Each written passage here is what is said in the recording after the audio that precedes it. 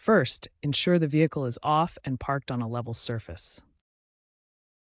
Open the trunk of your 2008 to 2020 Dodge Grand Caravan. Locate the taillight assembly inside. It's held in place by two plastic wing nuts or screws. Twist these counterclockwise to remove them. Gently pull the taillight housing outward to access the bulbs. For the brake taillight, find the dual filament bulb. Press the tab on the bulb socket and rotate it counterclockwise to release the bulb.